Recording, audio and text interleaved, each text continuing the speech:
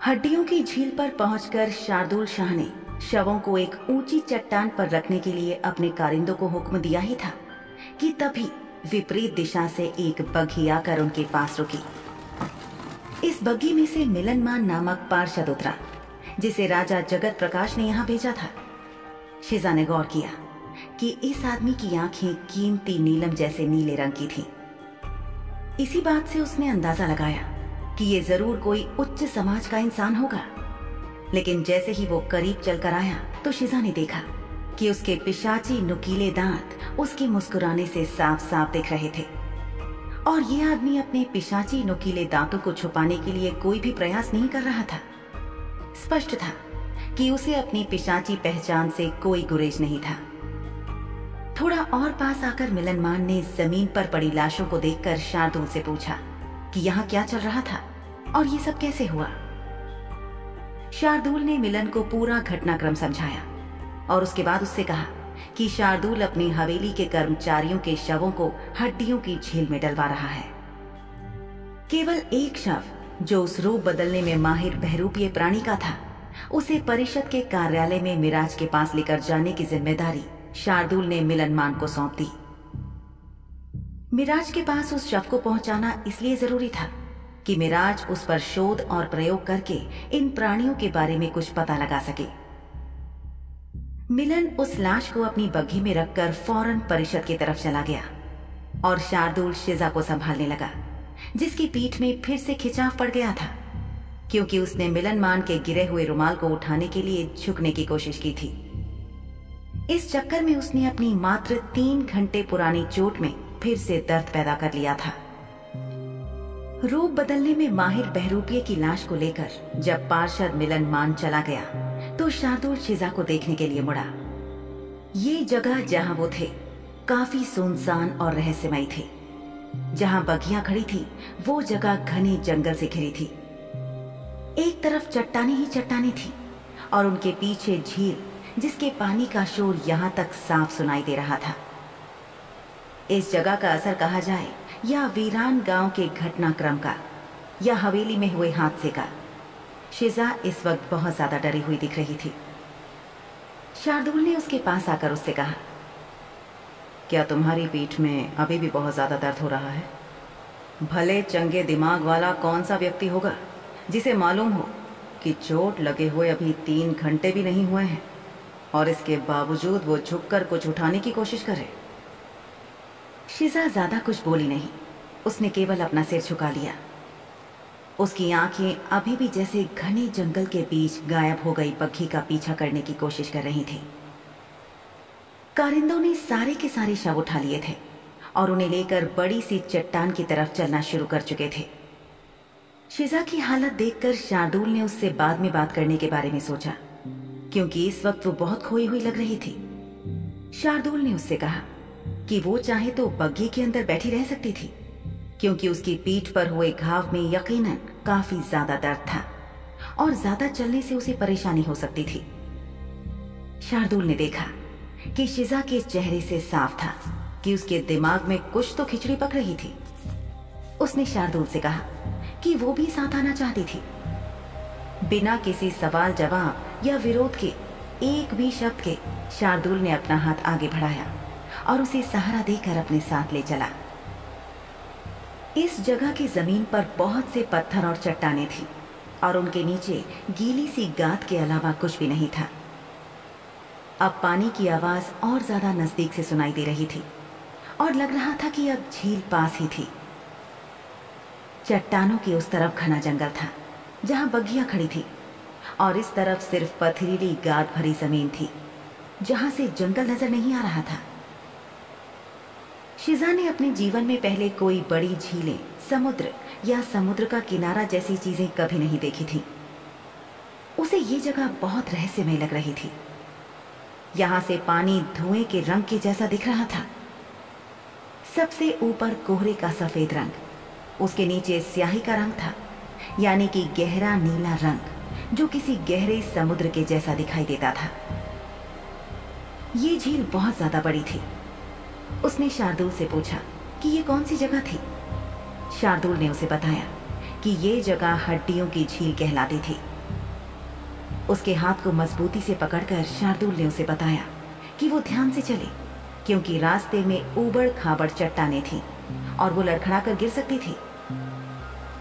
शिजा के चेहरे पर सवालिया निशान देखकर शार्दुल ने उसे समझाया कि इस झील के पानी में बहुत से लोगों को जल समाधि दी गई है। आसान भाषा में कहा जाए तो ये झील उन लोगों के लिए एक स्थानीय कब्रिस्तान थी जिनके पास कोई परिवार या जमीन नहीं थी, जो उनका दाह संस्कार कर सकते थे या उनकी कब्र बनाकर उन्हें दफन कर सकते थे। शार्दुल ने शिजा को आगे बताया, वो सभी व्यक्ति जिन्होंने किसी की हत्या की हो या किसी के साथ कोई बहुत बुरा जुर्म किया हो, उन लोगों को समाज कभी स्वीकार करना नहीं चाहता। मृत्यु दंड मिलने पर उनकी लाश को लेने कोई नहीं आता था, तो ऐसी लाशें इसी हड्डियों की झील में डाल दी जाती थीं। अमीर लोगों का अपना कब्रिस्तान होता है, लेकिन गरीबों को अक्सर अपने कब्रिस्तान नहीं मिलते थे, तो बहुत से लोग अपने मृत गरीब रिश्तेदारों को भी इस झील में डाल जाते थे। तुम्हें याद होगा, आज जिस वीरान गांव में हम दोनों फंस गए थे, वहां पर भी बहुत सारे आदमी, औरतें, बच्चे और जानवर मारे गए थे। जब लोगों को पता होता है कि कुछ लोगों को बलि देने के लिए या काले जादू के अनुष्ठान के लिए मारा गया है, तो लोग उन्हें अपने कब्रिस्तान में जगह नहीं देते और फिर ऐसे लोगों को यहीं हड्डियों की झील में फेंकना पड़ता है। लोगों का ये दृढ़ विश्वास है कि ऐसे लोगों को अपने कब्रिस्तान में जगह देने से उन पर कोई मुसीबत आएगी, क्योंकि काले चुड़ैल समुदाय के वो लोग जिन्होंने जादू टोना करने के लिए इन लाशों को रखा हुआ था, वो जरूर बदला लेने आएंगे। इस जगह को लेकर बहुत सारे अजीब अजीब से विश्वास हैं। शिजा ने अचरज से पूछा, विश्वास? शार्दुल ने कहा, ऐसा कहा जाता है कि जिन भी लोगों को इस झील में फेंका जाता है, उनमें से बहुतों की आत्माएं अतृप्त रहती हैं और यहाँ रहने वाली वो आत्माएं किसी जीवित व्यक्ति को पकड़ने की प्रतीक्षा करती रहती हैं। अब जिस दुनिया में वो रहती हैं, उसी दुनिया में उस जीवित व्यक्ति को ले जाने से पहले वो उसे झील में खींच कर ले जाती हैं और उसे खा डालती हैं। फिर वो व्यक्ति भी लाश बनकर झील की गहराइयों में डूब जाता है और उसकी आत्मा इन्हीं लोगों की दुनिया का हिस्सा बन जाती है। ध्यान से, किनारे के ज्यादा नजदीक मत जाओ। शिजा ने पुष्टि करने के लिए शार्दुल से पूछा कि क्या ये सब बातें केवल अफवाहें थी या इनमें कुछ सच्चाई भी थी? क्या वाकई झील के किनारे से कभी कोई लोग गायब हुए भी थे? शार्दुल ने उसे समझाते हुए कहा कि बहुत से मनुष्य और पिशाच जो इस हिदायत पर कान नहीं देते थे, उनकी जान चली गई थी। शार्दुल ने कहा कि ऐसा होने पर उस व्यक्ति के परिवार के लोग यहाँ से दफनाने या दाह संस्कार के लिए हड्डियों को वापस प्राप्त नहीं कर सकते थे, क्योंकि ये झील अपने आप में अनिवार्य रूप से एक जाने माने कब्रिस्तान में बदल गई थी। ऊपर से भले ही ये किसी सामान्य झील जैसी ही दिखाई देती थी, लेकिन इसकी सतह के नीचे, इसके तल में हजारों हड्डियां समाई हुई थी। शिजा का मुंह आश्चर्य से खुला था और उसकी आंखें इस झील की तरफ देख रही थी। शार्दुल का हाथ थामे वो उसके साथ साथ चल रही थी।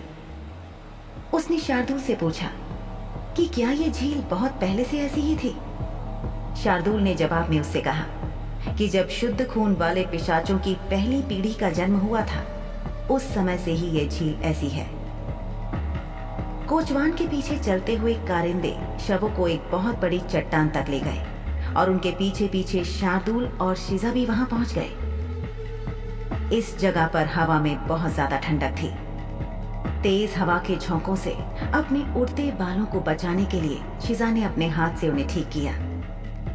उसने एक और कदम चट्टान की ओर बढ़ाया। शार्दुल ने उसका हाथ छोड़ दिया था। उसने देखा कि प्रकृति की गोद में यहाँ क्या अद्भुत नजारा था।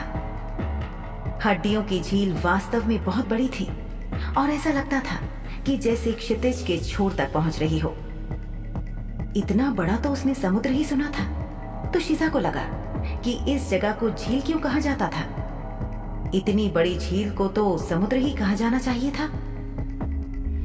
शिजा के दिमाग में भी यह विचार आया कि ये झील कहां से शुरू होकर कहां तक जाती थी। कहीं ये वही झील तो नहीं थी जो शाह हवेली के नीचे से शुरू होती थी। सबसे पहले दयाल का शरीर चट्टान पर रखा गया, जिसे देखते ही शिजा के दिल में एक तरह की उदासी छा गई। दयाल एक सभ्य आदमी था। वो कम बोलता था, लेकिन मुस्तैदी से अपना काम करता था। जब वो और शिजा अकेले होते थे और शिजा उससे कोई सवाल कर लेती थी, तो वो उसे बहुत तमीज के साथ सही सलाह दिया करता था। हालांकि ये शब्दों का आदान प्रदान कुछ ही पंक्तियों का होता था, लेकिन घर के बाकी नौकर नौकरानियां जो शिजा को अपने से बहुत नीचे दर्जे का मानते थे, उनके उलट दयाल बहुत दयालु और मददगार किस्म का आदमी था। शिजा सोचने लगी कि जब से उसे गुलाम बना लिया गया था, तब से उसे पता लगा था कि उसकी वास्तविक कीमत क्या थी। अगर अभी भी वो एक आजाद प्राणी होती, तो शाह हवेली के नौकर नौकरानियों की तुलना में बहुत उच्च स्थिति में होती। लेकिन अब गुलाम बन जाने के कारण वो उस स्थिति में नहीं थी। उसने अक्सर शाह हवेली की नौकरानियों और नौकरों की आंखों में अपने लिए नफरत और हिकारत देखी थी, क्योंकि उनके लिए वो गंदगी से कुछ कम नहीं थी। शिजा को लोगों की नफरत और हिकारत की आदत बचपन से थी, लेकिन सबसे निचली श्रृंखला में अचानक उसकी हैसियत में और ज्यादा गिरावट आ गई थी। उसे हमेशा इस बात से याद आता था कि कुछ महिलाएं जो मध्य समाज का हिस्सा थीं, वो सीढ़ी कहलाती थीं, जिनके जरिए निचले समाज की महिलाएं मध्यम या उच्च समाज तक पहुंच जाया करती थीं। लेकिन शिजा ने कभी ऐसा कुछ सोचा ही नहीं था, और अब उसकी जिंदगी ने एक अजब ही मोड़ ले लिया था। शिजा ने पलटकर शार्दुल की तरफ देखा, तो वो भी अपने प्रिय और विश्वास पात्र नौकर और शाह हवेली के मुख्य खानसामे दयाल की मौत से उदास नजर आ रहा था। तभी शार्दुल ने शिजा से कहा, मुझे उम्मीद नहीं थी कि दयाल इतनी जल्दी मर जाएगा और हमारा साथ छोड़ देगा। शिजा ने शार्दुल की बात सुनकर ऊपर देखा। शार्दुल दयाल की लाश की तरफ ही देख रहा था। दयाल की लाश के सीने में अभी भी वो बड़ा सा खोखला छेद था, जो शार्दुल ने खुद अपने हाथ से उसके भ्रष्ट दिल के संक्रमण को उसके शरीर और दिमाग तक फैलने से रोकने के लिए बनाया था। दयाल के जाने का उसे बहुत दुख था, लेकिन उस वक्त बाकी नौकर नौकरानियों और परिवार पर हमले को रोकने के लिए एक यही चीज थी जो की जा सकती थी। अगर शार्दुल उस समय दयाल के दिल को धड़कने से रोकता नहीं, तो संक्रमण उसके दिमाग तक पहुंच जाता, और संक्रमण बढ़ने के साथ साथ उसका पागलपन और वहशीपन भी बढ़ता चला जाता, और फिर वो एक जानलेवा यंत्र की तरह बन जाता, जो अपने सामने आने वाले हर मनुष्य, पिशाच या प्राणी पर हमला करता और उसकी जान लेने की कोशिश करता। शाह हवेली में होने के कारण बाहरी दुनिया से सुरक्षित और दूर होने की वजह से आज भी शिजा जीवित थी।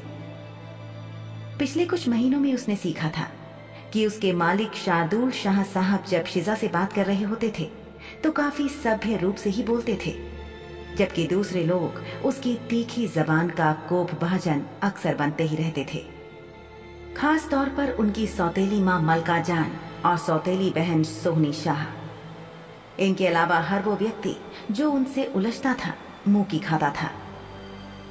शिजा सोच रही थी कि भले ही शार्दुल साहब को अक्सर किसी भी व्यक्ति को बिना सोचने के बग्घी के पहिए के आगे फेंकने की आदत थी, लेकिन कुछ तो था जिसकी वजह से वो उसकी बहुत देखभाल करते थे। शायद एक पालतू जानवर की तरह, जिसे केवल मरने से बचाने के लिए ही बनाया गया था। उसने शार्दुल की तरफ देखकर मुस्कुराते हुए कहा, मुझे माफ कर दीजिए, मुझे बहुत खेद है। शार्दुल ने उससे पूछा, तुम मुझसे किस बात के लिए माफी मांग रही हो और तुम्हें किस बात का खेद है? शिजा को समझ नहीं आया कि इस सवाल का वो क्या जवाब दे। उसकी उम्र बहुत कम थी और उसका कभी अपनी मां की मौत के अलावा कभी मौत से सामना हुआ नहीं था। गांव में वो और उसकी मां अलग थलग किए जा चुके थे, तो उसे दुनियादारी और दुनिया के चलन का कुछ अंदाजा नहीं था। उसे वाकई नहीं पता था कि किसी को दिलासा देने वाले शब्द कैसे कहे जाते हैं और किन शब्दों का चुनाव सही होता है। उसे तो ये भी नहीं पता था कि क्या मालिक शार्दुल शाह साहब को उसकी तरफ से सुकून देने वाले लफ्जों की जरूरत थी भी या नहीं। पर इस वक्त दिलासा देने की एक कोशिश वो कर चुकी थी, और उस कोशिश के बदले में एक सवाल सामने से आ गया था। क्यों पड़ा था इस झील का नाम हड्डियों की झील?